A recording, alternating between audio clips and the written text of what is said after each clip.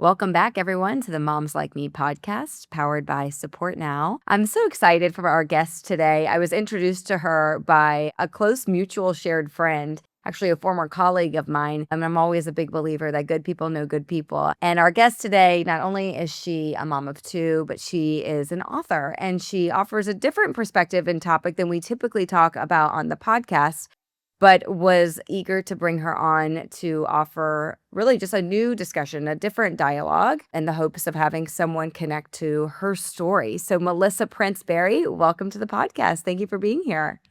Hi, thank you for having me. Melissa, if you're not watching this on YouTube or you can't see it on social, she has a beautiful podcast background. So if you're listening and you switch over to see, because she looks like such a total pro here from my view. But Melissa, sorry to cut you off there. Please go on. Oh, I was gonna say with my background, pro up until recently, it was, organized chaos, and my husband's like, "I wanna build you something," and I was, "I'm not ready," and this is right before my book launching, and I'll get into that later, and then a year and a half later, I said, "Okay, I'm ready," and then he built me this.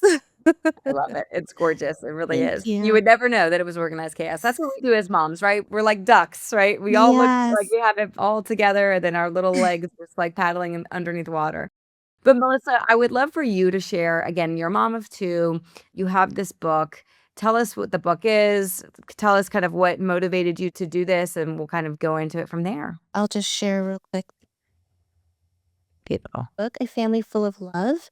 And this book launched November of 2024. And it's been quite the journey getting there. And then since then, and it's about my family. It's about me, an Asian American woman, married to an African man, and having our children. And the reason why I wrote is because I couldn't find any books where my kids could see themselves in. And this goes back to 2020. And I'll start with how I even like the idea of even writing one, how that happened. And it started with June of 2020 when the world was shut down.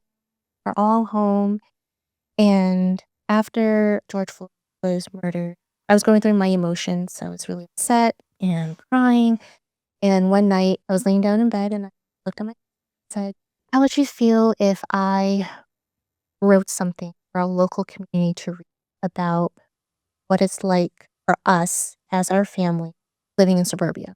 1001% support. I wrote something and I posted on Facebook and in our local Facebook group. Then they asked me to make it public, and I never thought anything I would write would go viral. And I was overwhelmed by the support. And then when that happened, that was June. Around July, August, I was building my kids' library at home. And that was back when Netflix had a series where they had a celebrity come on and they would read a children's book. And then I was getting all those books.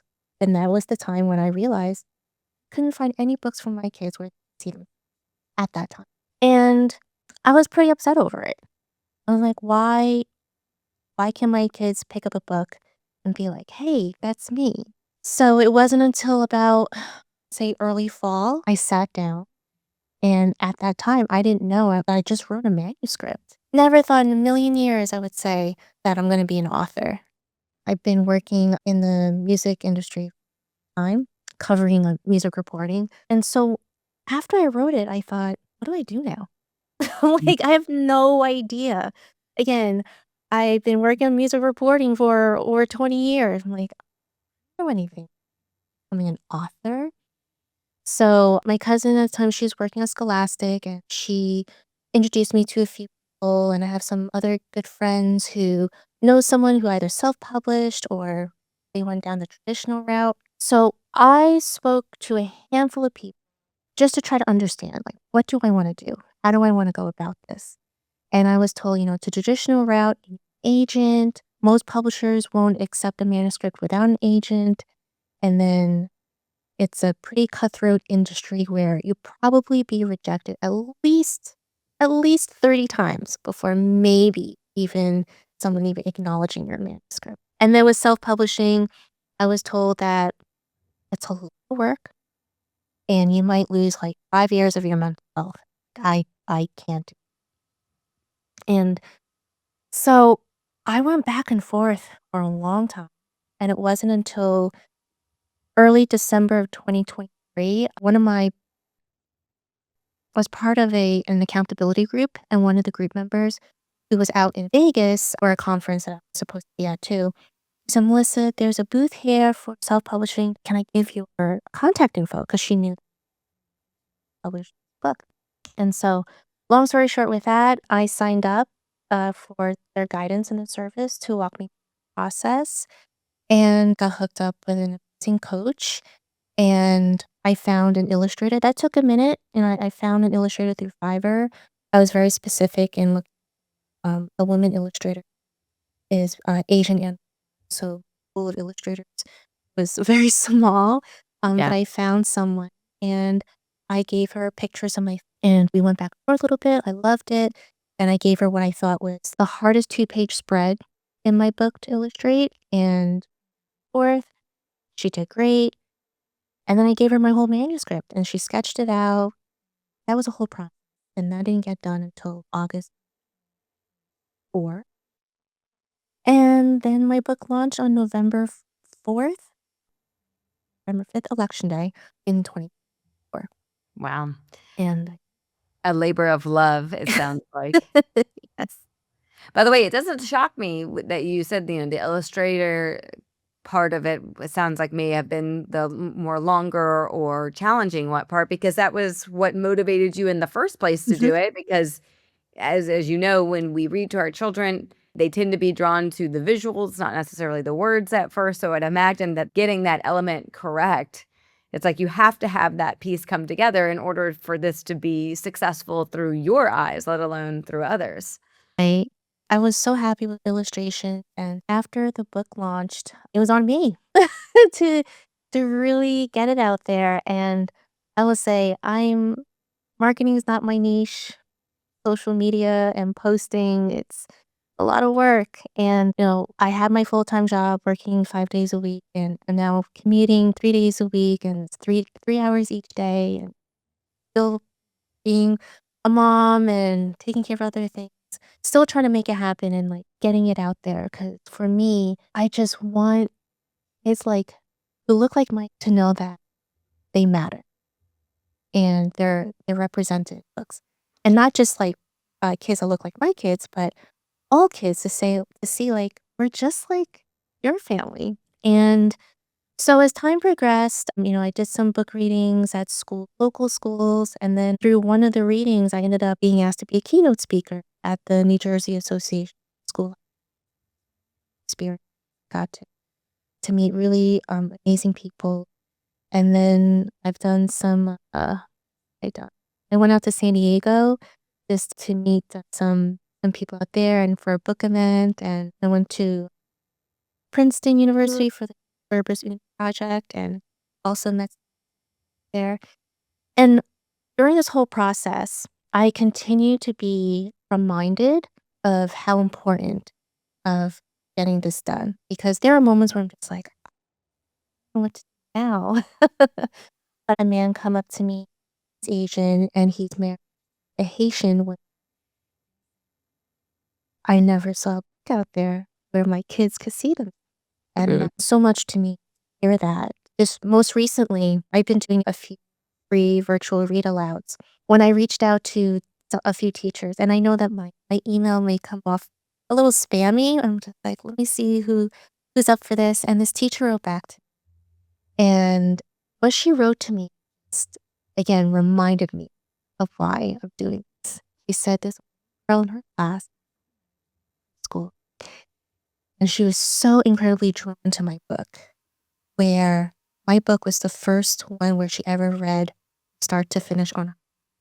And she just knows so much about my book, the details and everything.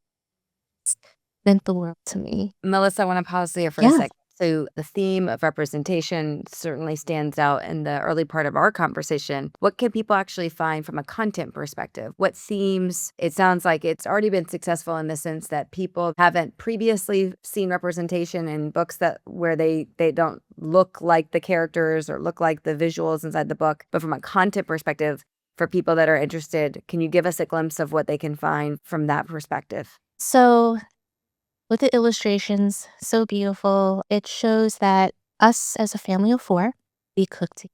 We go bike riding together, we go on vacations, we go to the beach.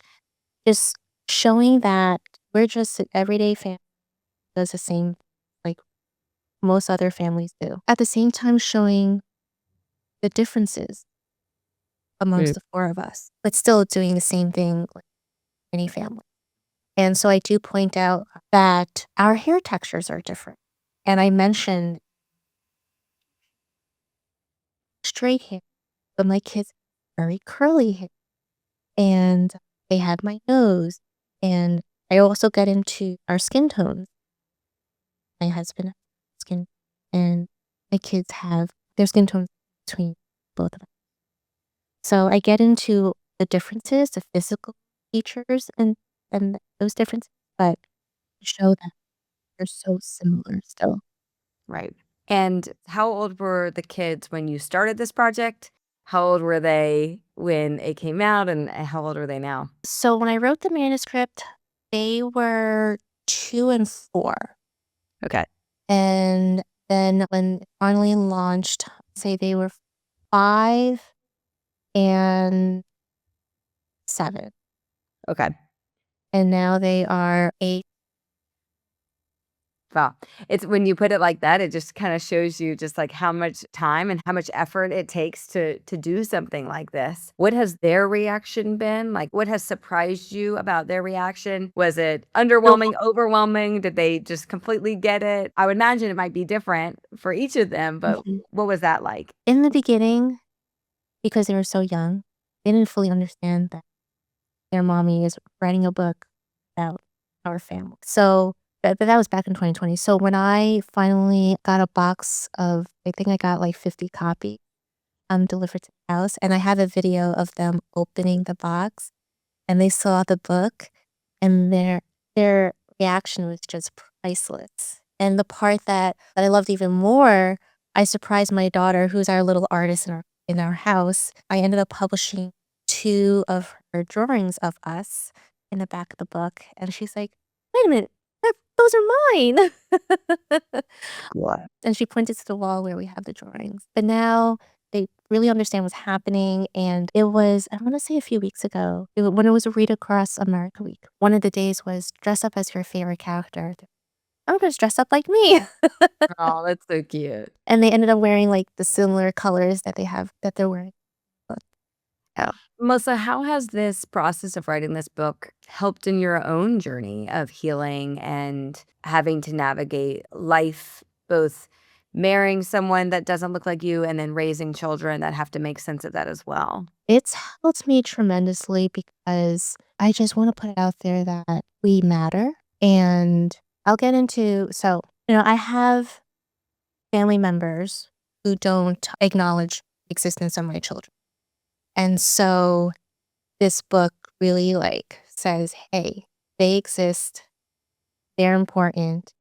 And I'm just putting it out there that nothing nothing of such thing of what's happening, like the racism that my children have gone through since they were born is gonna be like put they will always be loved. That's the most important thing. I want my children to always understand. No matter what's happening, they will always be loved. And, like, that's the most important in this whole process. And do you know that too? I do. Yeah. Yeah. And I would imagine for you, the part of this is the gift of giving them that stability earlier in life where they don't have to wonder. Yes, and I use the book to guide some tough conversations with my children. I know that I probably have had more tough conversations with my kids at a young age than most children. I just thought it was important, and in fact, my next book is gonna be about tough conversations, and it's gonna be following the same journey. Can you share some examples of what that might look like? Yes, so the part that's definitely in the next book, my daughter came home from school one day, I wanna say either she was in kindergarten or 1st grade, and she goes, "Mama, someone told me I'm not half Chinese." My immediate reaction was, "Who said that?" And I thought, okay, let me take a step back. And how did that make you? Oh, it was fine. And I thought about it. I'm sure it wasn't malicious at all. Kids very innocently will just make a statement, a comment. Because I know my children, my daughter, oftentimes people say they think that she's Indian or Hispanic. Be fine. But as the mother who definitely gave birth to a 9-pound baby twice, and I'm 4'11", so it was a lot. I'm like, "You're very well mine, and you are very well half Chinese." So I just wanted to give her the tools for when it happens again, because it's not a matter of if it's gonna happen, it's when. And I know that when she gets older, it will be malicious, and and that's not even a question. So that was the first tough conversation I had with her. The first tough conversation I remember having with my son was a few weeks before he turned 5, and I explained to him, said, "You know how I spoke in front of a lot of" this is back in April of 2021, the uptick of tax occasions happening. And in my town, I told, "Remember when mommy went?" And I spoke in front of a lot. Said, "'Cause there are people out there who don't like me because I'm Asian. There are people who's Black, and there are out there who don't like you because you're Black."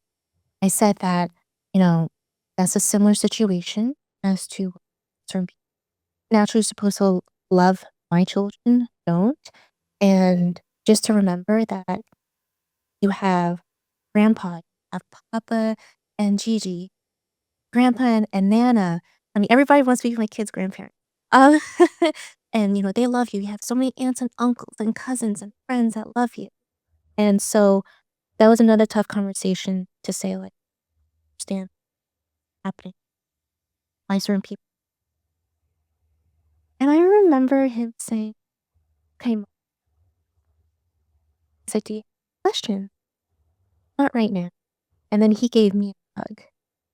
And he occasionally asks me questions. Just answer him. I don't want to sugarcoat and I'll answer it in what I think would be an age appropriate answer at time. Mm. But those are two tough conversations.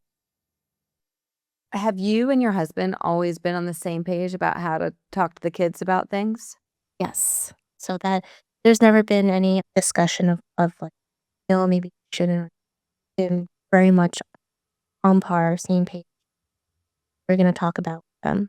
And I know you mentioned that you have another book coming up about tough conversations. Have you found that this is just a lane that you want to continue to explore? Like, what else is out there? What else is like, what's that burning desire for you, Melissa, as you've begun to unlock this? It sounds like writing and giving, this has created an outlet for you to express yourself. And what do you feel like is next for you? Yeah, I do want to continue. It's just a matter of time and Wow. Wow. It's hard. Yeah. yeah, and I think I have about 80% of my manuscript finished, and then I already reached out to my editors. Unfortunately, I think I have to illustrate, but I'm not gonna let anything stop me because just like before, I didn't get into this before, but I did receive a few rejections, and I said to myself, I'm not gonna let that stop me. Something that's important. So it's a big bump, but I'm gonna figure it out. Some And I have, the idea of what my third children's book's gonna be too, and I wanna talk about giving back.